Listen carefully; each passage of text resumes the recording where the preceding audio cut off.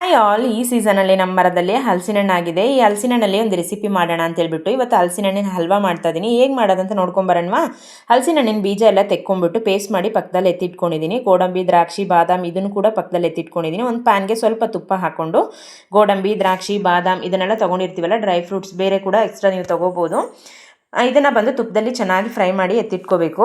ಅದೇ ಪ್ಯಾನಲ್ಲಿ ಅದೇ ತುಪ್ಪಕ್ಕೆ ಇನ್ನೂ ಸ್ವಲ್ಪ ತುಪ್ಪ ಆ್ಯಡ್ ಮಾಡಿಕೊಂಡು ನಾವು ಮಾಡ್ಕೊಂಡಿರ್ತೀವಲ್ಲ ಹಲಸಿನ ಹಣ್ಣಿನ ಪೇಸ್ಟ್ ಅದನ್ನು ಆ್ಯಡ್ ಮಾಡ್ಕೊಂಡು ಚೆನ್ನಾಗಿ ಮಿಕ್ಸ್ ಕೊಟ್ಕೊಳ್ತಾ ಸೆಂಟ್ರಲ್ಲಿ ಬಂದುಬಿಟ್ಟು ಸಕ್ಕರೆ ಆ್ಯಡ್ ಮಾಡ್ಕೊಳ್ತಾ ಇದ್ದೀನಿ. ಸಕ್ಕರೆ ಬಂದು ಡೈರೆಕ್ಟಾಗಿ ಹಾಕ್ಕೊಳ್ತಲ್ಲ, ಪೌಡ್ರ್ ಮಾಡಿ ಆ್ಯಡ್ ಮಾಡ್ಕೊಳ್ತಾ ಇದ್ದೀನಿ. ತುಂಬ ಚೆನ್ನಾಗಿ ಬರುತ್ತೆ ಪೌಡ್ರ್ ಮಾಡಿ ಆ್ಯಡ್ ಮಾಡಿಕೊಂಡ್ರೆ. ಸೆಂಟ್ರಲ್ ಬಂದುಬಿಟ್ಟು ಒಂದು ಪಿಂಚಷ್ಟು ಏಲಕ್ಕಿ ಪೌಡ್ರ್ ಕೂಡ ಆ್ಯಡ್ ಮಾಡ್ತಾ ಇದ್ದೀನಿ. ಏಲಕ್ಕಿ ಪೌಡ್ರ್ ಬಂದು ಫ್ಲೇವರ್ಗೆ, ಸ್ವೀಟ್ ಅಂದರೆ ಏಲಕ್ಕಿ ಇರಬೇಕಲ್ಲ, ಸೊ ಅದರಿಂದ ಆ್ಯಡ್ ಮಾಡಿದ್ದೀನಿ. ಆಲ್ರೆಡಿ ಹಲಸಿನಲ್ಲೇ ಫ್ಲೇವರ್ ತುಂಬ ಚೆನ್ನಾಗಿ ಬರ್ತಾಯಿದೆ.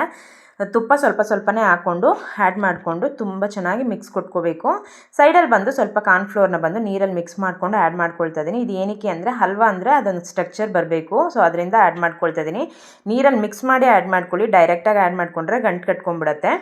ಸ್ವಲ್ಪನೇ ಈ ಥರ ಸ್ಲಿಮ್ಮಲ್ಲಿ ಇಟ್ಕೊಂಡು ಮಿಕ್ಸ್ ಕೊಟ್ಕೊಳ್ತಾ ಇದ್ದರೆ ಆ ಪ್ಯಾನಲ್ಲಿ ಅಂಟದಿರ ಬಂತಂದರೆ ಹಲ್ವಾ ರೆಡಿ ಅಂತ ಹೇಳ್ಬಿಟ್ಟು ನಾವು ಫ್ರೈ ಮಾಡಿ ಇಟ್ಕೊಂಡಿರ್ತೀವಲ್ಲ ಗೋಡಂಬಿ, ದ್ರಾಕ್ಷಿ ಅದನ್ನು ಕೂಡ ಆ್ಯಡ್ ಮಾಡಿಕೊಂಡು ಇವಾಗ ರೆಡಿ ಆಗಿದೆ. ಆಲ್ಮೋಸ್ಟ್ ರೆಡಿ ಆಯಿತು. ಅದನ್ನು ಬಂದುಬಿಟ್ಟು ಬಾಳೆ ಎಲೆಯಲ್ಲಿ ಸರ್ವ್ ಮಾಡ್ತಿದ್ವಿ. ಪ್ಯಾನಲ್ಲಿ ಅಂಟ್ದಿರ ಬಂತು ಅಂದ್ರೆ ಹಲ್ವಾ ರೆಡಿ. ಬಾಳೆ ಎಲೆಯಲ್ಲಿ ಸರ್ವ್ ಮಾಡಿದ್ವಿ. ಈ ಟೈಮಲ್ಲಿ ನಮಗೆ ಈ ಹಣ್ಣು ಸಿಕ್ಕಿರೋದೇ ಹೆಚ್ಚು, ಸೊ ನಮಗಂತೂ ತುಂಬ ಹ್ಯಾಪಿ. ನೋಡಿ, ಅದು ನೋಡ್ತಾ ಇರಬೇಕಾದ್ರೆ ಆ ಗ್ಲಾಸಿಯಾಗಿ ಎಷ್ಟು ಚೆನ್ನಾಗಿ ಕಾಣಿಸ್ತಿದೆ ಅಂತ, ಫ್ಲೇವರ್ ಆಗಲಿ ಕಲರ್ಫುಲ್ಲಾಗಿ ಎಷ್ಟು ಚೆನ್ನಾಗಿ ಕಾಣಿಸ್ತಿತ್ತು. ನಾವಂತೂ ತುಂಬ ಎಂಜಾಯ್ ಮಾಡಿದ್ವಿ. ನೀವು ಕೂಡ ಟ್ರೈ ಮಾಡಿಬಿಟ್ಟು ನನಗೆ ಕಮೆಂಟಲ್ಲಿ ತಿಳಿಸಿ ಹೇಗೆ ಬಂದಿತ್ತಂತ. ನೆಕ್ಸ್ಟ್ ವೀಡಿಯೋದಲ್ಲಿ ನೋಡೋಣ. ಬಾಯ್.